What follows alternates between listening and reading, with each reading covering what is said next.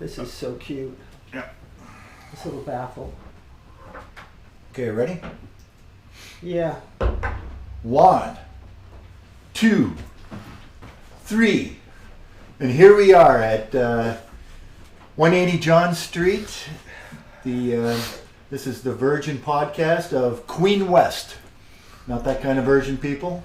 This is the tax mechanic. We're going to talk about tax issues mostly, but I'm going to have various people on the podcast, local businesses, politicians, businessmen, entrepreneurs, and taxpayers. And today we've got the taxpayer.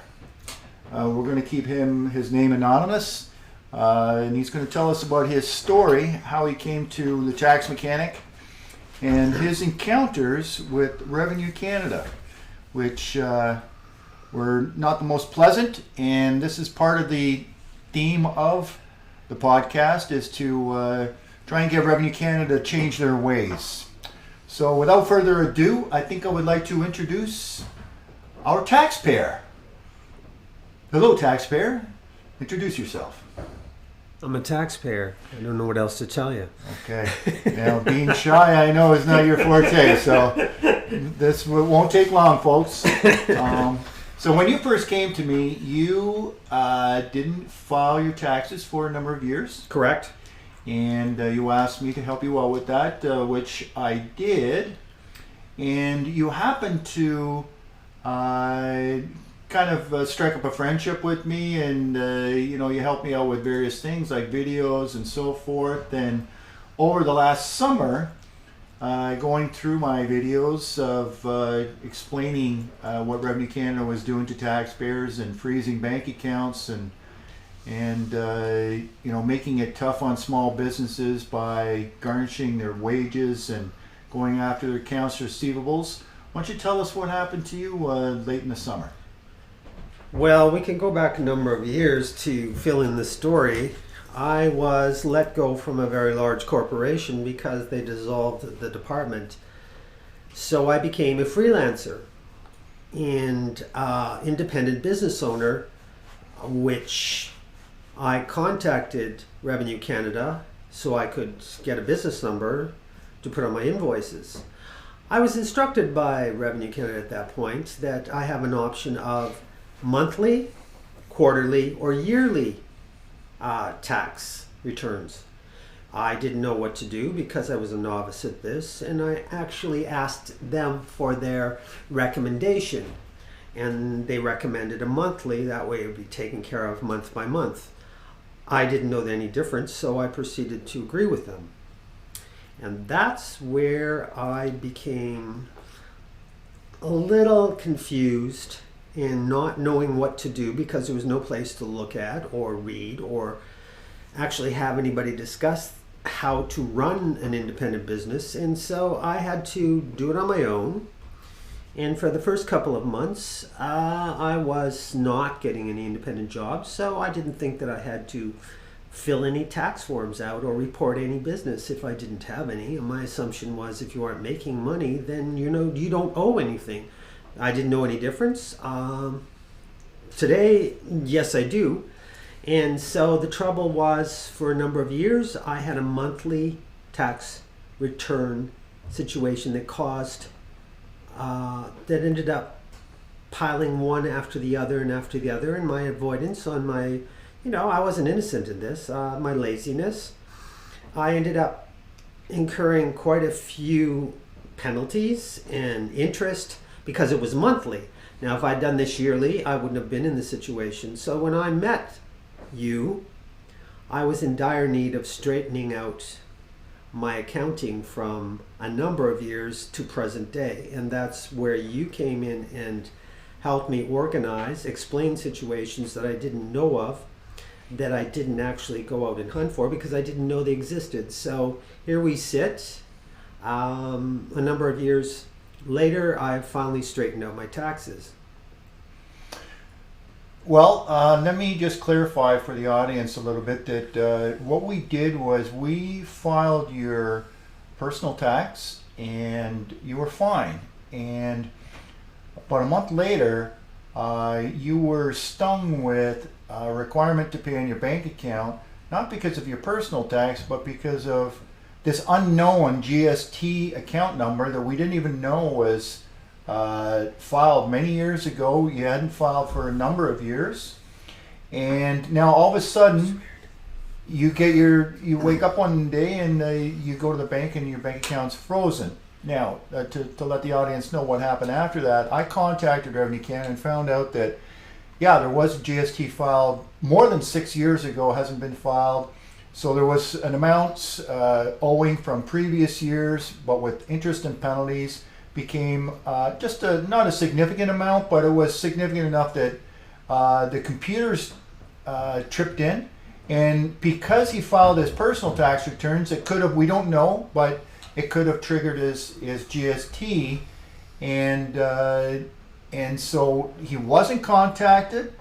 Nobody from Revenue Canada called him. Just the requirement to pay was filed, and the account was frozen. Then I approached his collection officer, who was completely rude, belligerent, to say the least, and it took us several weeks, I would say a couple of weeks, easy to get that off. And in fact, at the end, when I was talking to the collection officer, in fact, I got a service complaint against him. He basically let me go on for about an hour. I said it was abuse against a taxpayer. We made a payment arrangement. He still wouldn't release the account. And he finally released the account when I went to his supervisor. Just a complete waste of time and abuse. And he just basically was power tripping. Wouldn't you agree?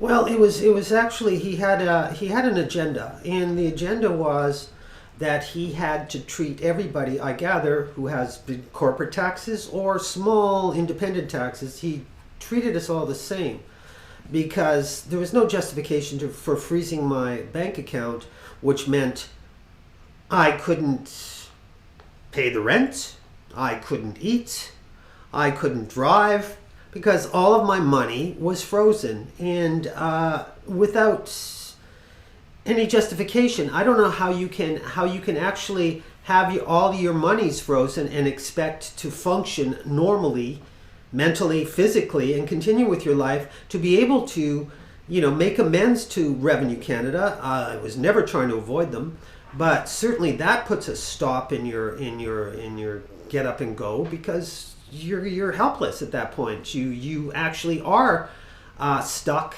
in a state of inertia. You can't go anywhere. You can't have your money, and they're going to start deducting that money. Not only did they freeze it, they deducted X amount of thousands of dollars. Just took it out of the account, which all of a sudden I was trapped. I was a prisoner of Revenue Canada in my bank account. I couldn't function. And so how does that psychologically work for people to have their bank accounts frozen, their life stopped as we know it? You can't even put food on your table. You have to actually start finding cash and to be able to do anything. And they are not willing to help you, not to negotiate. They did not care. They took the money out of the account. They proceeded to want more, and Fraser stepped in. And to jump in again here, this collection officer, to give you an idea of how belligerent he was, one day I went on for about an hour. I thought explaining the whole thing, the effects it was having on you, and how one of his requests was that he wanted a letter from the bank that you had applied for credit to pay the debt, and if you couldn't get it, that you wanted a refusal letter from the bank.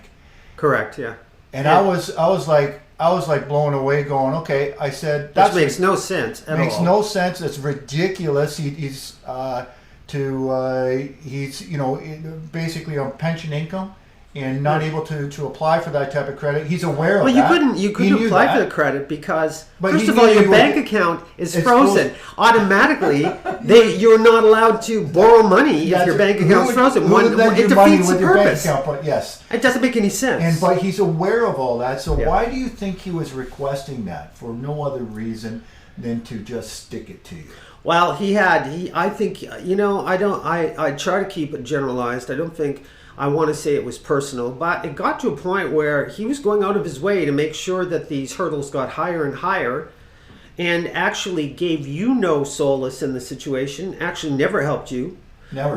Was never even, In fact, after he asked for the letter of refusal, I sent a fax to him to request that in writing, and the next day he didn't send me the fax, didn't give me the request, and then so I had to send him another fax, and then he sent me a fax requesting not one, but 2 letters from 2 different banks. No. These were loan companies. Loan companies. Yeah, it wasn't even a bank at that point. It was like but to get quick loans or something. So he needed that to remove the garnishment. Now I've been doing this for 35 years, and I have never heard of a collection officer request that. And I deal with multimillionaires sometimes, where they don't ask them to go to do financing. Three rejection letters, 3 applications. He wanted to see 3 applications. Right, the original bank and 2 other loan companies. And then three rejections. Yeah. I actually had to go to the bank and have them print out. Yeah. Well, it became bizarre. It became a personal issue because, in fact, to resolve the issue, I had to escalate to a supervisor. Who, thank God, we got a sweetheart of a supervisor. Incredible lady. Who then talked to you the next day. I mean, we should tell both sides of the story. So how was she? You had called me and told me to contact this person, that she was the supervisor of the gentleman we were dealing with. And so I called her up. I had nothing to lose at that point. I psychologically just was taking a toll. It actually was starting to physically affect me, because this was going on and on with no light at the end of the tunnel. And I called this person, and we spoke for about a half an hour, and I swore to myself that I was going to be honest, I was going to be truthful, I wasn't coming across like a victim. I actually wanted to understand how I could solve this, and it was amazing. The transition from dealing with him to her was day and night. She was cordial, she was polite. She asked me pertinent questions about my bank account, which she had, she could do, obviously, because I had to send in bank statements. Months and months of 6 months of bank statements, so they could review them to see that I'm not, hiding millions of dollars in my bank account, and that so she was asking me about certain transactions, which were minimal amounts of money, just, and I couldn't remember 6 months before what the hell I did with $60. And she understood. She was very, very forthright with her honesty, and it was refreshing. It was blew me away. I actually was expecting the wall to fall or something, because I wasn't used to somebody who was so cordial, so intelligent, very smart woman, and also had compassion and understanding for the situation. And she resolved it after me discussing my situation with her for about a half an hour, she finalized everything within 2 minutes and said that she would contact the gentleman that we were in touch with. And her and I agreed upon a payment structure per month. And that, at any time, if I made X amount of dollars more, that I could also put in more money rather than the standard payment per month. And she actually came to this conclusion within not even 2 minutes after talking to me. And I didn't know what to do. I was shocked.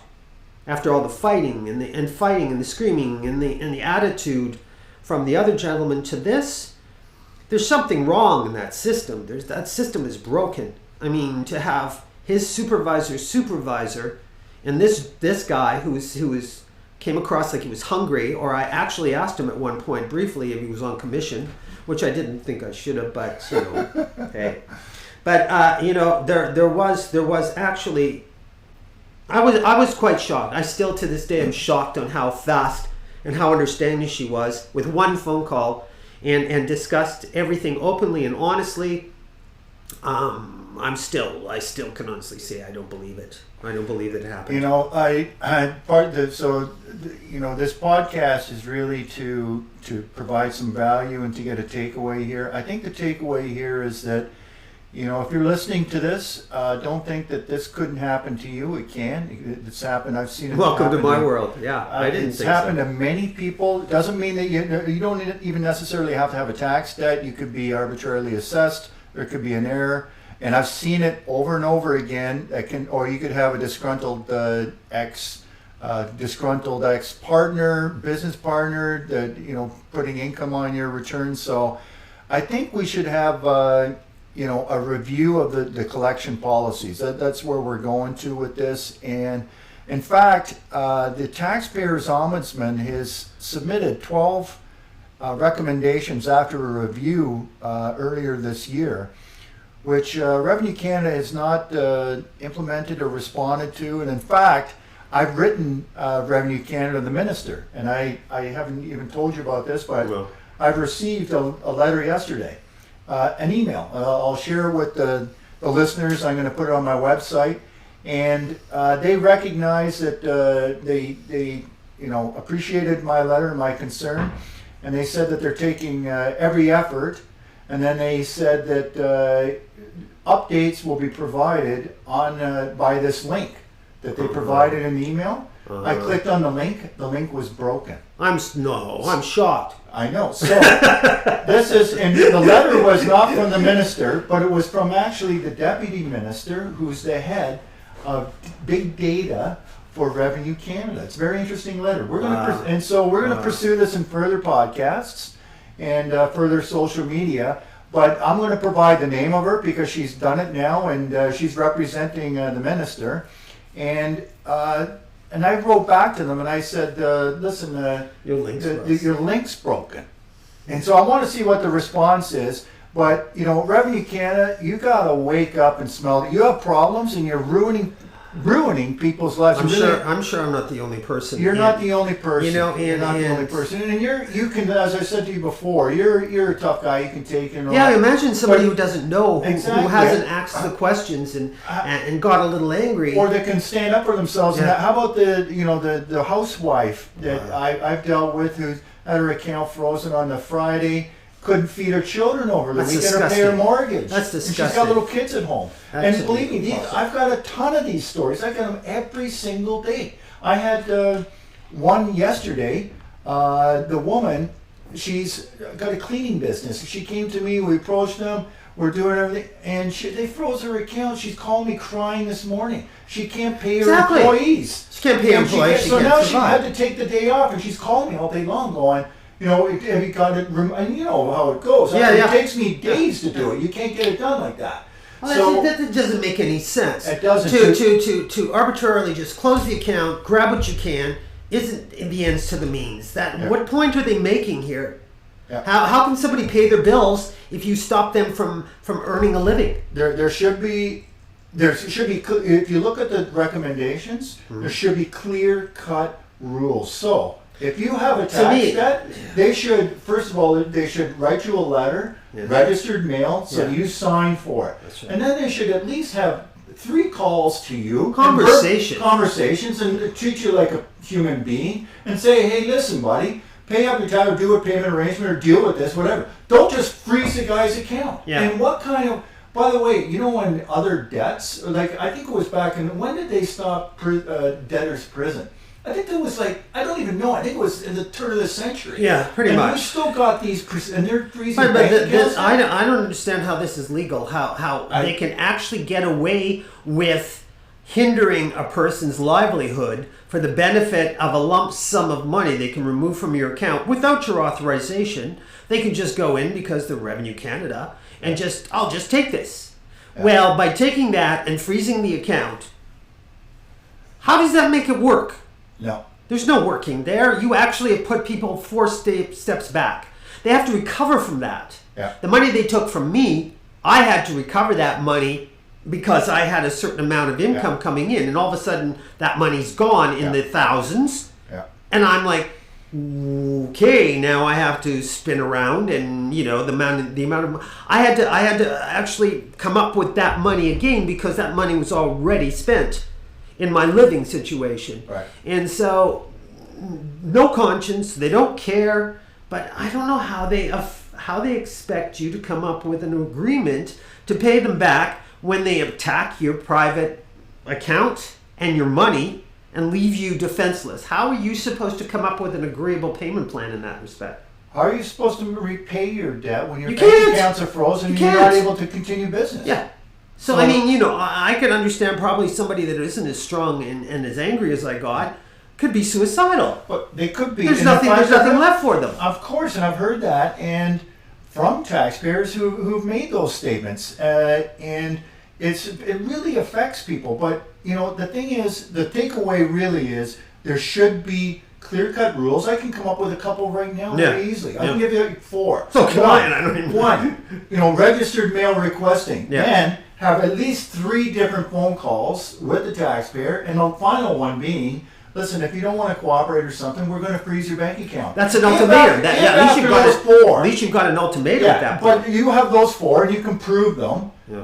And so the phone call should be followed up with an email or something, so you have an audit trail. None of this. Oh, I said this on the phone, and you can't reach the guy, and they have another collections officer. And no.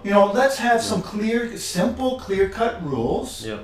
And the ombudsman, when they were asking, the 12 recommendations. Do you know that all 12 recommendations are related to collections?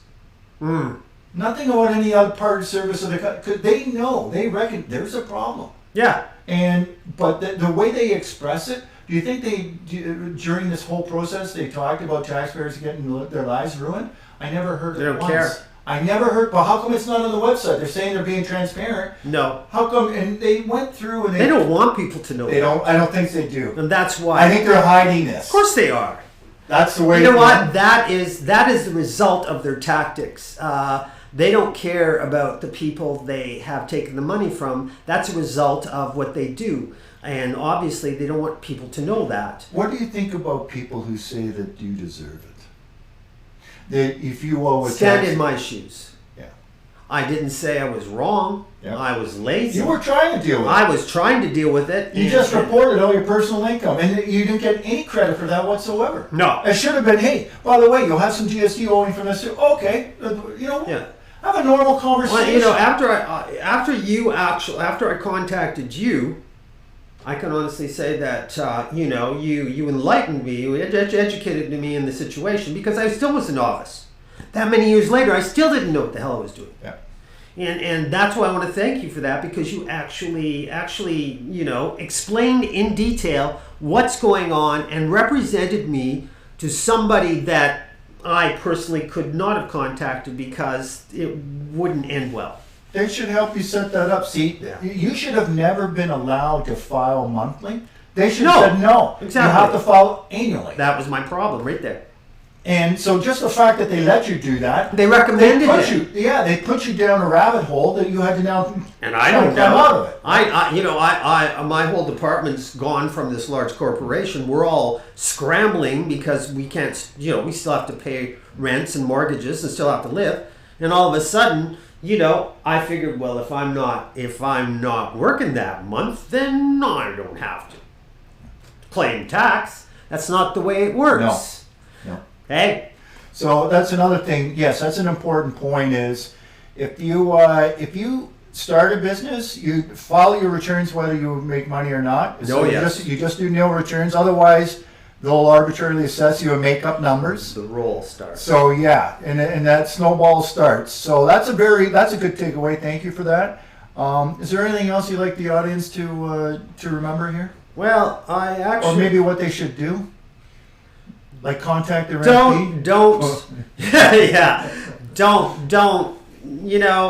Taxes are going to come up and snap you in the ass. You might as well deal with them from the beginning. If you're an independent or a freelancer, by all means, get the information you need. Ask questions. People like Fraser are there for a reason. And, he helps everybody from every different level from, like he said, executives to people like myself who are freelancers, forced freelancers, I call them. By all means, don't ignore it. It doesn't go away. It multiplies in the corner when you least expect it and then bites you on the ass. Yeah. And it won't let go. It's like a pit bull. Yeah, pretty much. And on that note, I think we should say adieu. And everything worked out for you now that you're on your way. And do you have any questions or you want to join the podcast? DM us, call us at the office, and be happy to send us an email. I'd like to get some more people involved in this crusade not against Revenue Canada. We need to help them out. I think it's a big machine that they don't understand. They're crushing people along the way. So the government is, after all, you and me. So let's make the change together. Thank you, Fraser. Thank you. You can find this, future and past podcasts, and other content we release on YouTube. We also have socials on Twitter, LinkedIn, Instagram, and Facebook, which can be found in the comments below. If you liked our show today, please give us a like. Drop a comment below.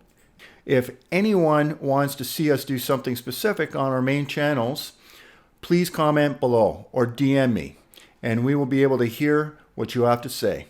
In 2 weeks, we have another podcast coming your way. Keep an eye out for that. And if you want a reminder, hit that little bell icon next to the subscribe button, and you'll get it in your notifications right away. Until next time, that was the Queen West Podcast. And that's the end of the podcast.